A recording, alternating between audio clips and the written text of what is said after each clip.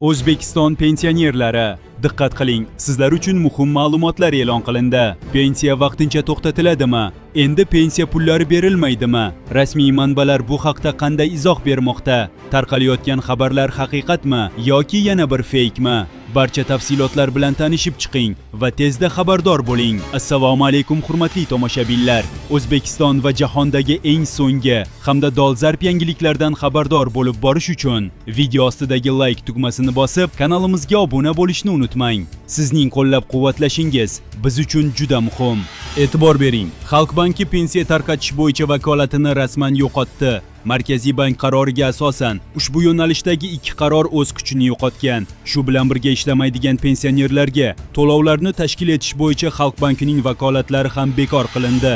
Mazkur hujjat mart oyining 30-kuni Iqtisodiyot va Moliya vazirligi hamda Markaziy bank tomonidan tasdiqlangan. Unga ko'ra, 2018 va 2019 yillarda qabul qilingan yo'riqnomalar endilikda amal qilmaydi. Vazirlar Mahkamasining 2024-yilga oid qaroriga muvofiq fuqarolarni ijtimoiy himoya qilish tizimiga tegishli hujjatlar takomillashtirildi. Shu asosda ayrim qarorlarga o'zgartirish va qo'shimchalar kiritilib, ba'zilari bekor qilindi. Natijada pensiyalarni tayinlash va tarqatish jarayoni soddalashtirilib, ortiqcha byurokratik to'siqlar kamaytirildi. Shu o'rinda ko'pchilikni qiziqtirayotgan savol: O'zbekistonda pensiya miqdori qanday hisoblanadi? Amaldagi tartibga ko'ra yoshga doir pensiya erkaklar 60 yoshga to'lganda va kamida 25 yil ish stajiga ega bo'lsa, ayollar esa 55 yoshga to'lganda va kamida 20 yil ish staji mavjud bo'lganda tayinlanadi. Agar fuqaroda kamida 7 yil ish staji bo'lsa, u holda mavjud stajga mutanosib ravishda to'liqsiz pensiya beriladi.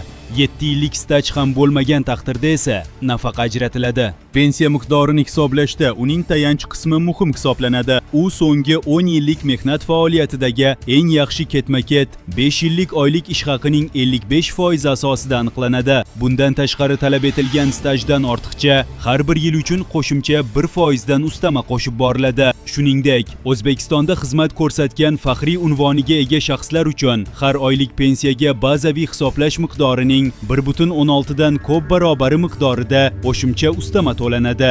Endilikda pensiya tayinlanganini tasdiqlovchi qog'oz guvohnoma berish amaliyoti bekor qilinib, barcha ma'lumotlar maxsus axborot tizimi orqali elektron shaklda yuritilmoqda. Shuningdek, pensiya miqdori iste'mol narxlari indeksiga qarab indeksatsiya qilinishi davom etmoqda. Yana bir muhim yangilik: O'zbekistonda harbiy xizmatchilar uchun pensiya tizimida ham o'zgarishlar kutilmoqda. Yangi qonun loyihasiga ko'ra, 30 yildan ortiq xizmat qilgan harbiylar uchun pensiya miqdorini oshirish rejalashtirilgan. Hujjat hozircha parlamentda birinchi o'qishda ko'rib chiqilib ma'qullangan. Mazkur loyiha harbiy xizmatchilar va ularning oila a'zolarini pensiya bilan ta'minlash tizimini yanada yaxshilashga qaratilgan. Jumladan, pensiya tayinlash shartlari, turlari va hisoblash tartibini takomillashtirish nazarda tutilgan.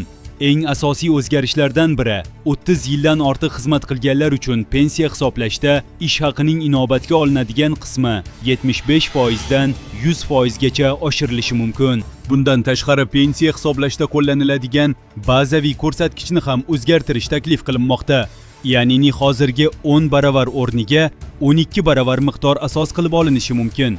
Mutaxassislar fikricha, bu yangiliklar uzoq yillar xizmat qilgan harbiylarni qo'llab-quvvatlash va rag'batlantirishga xizmat qiladi.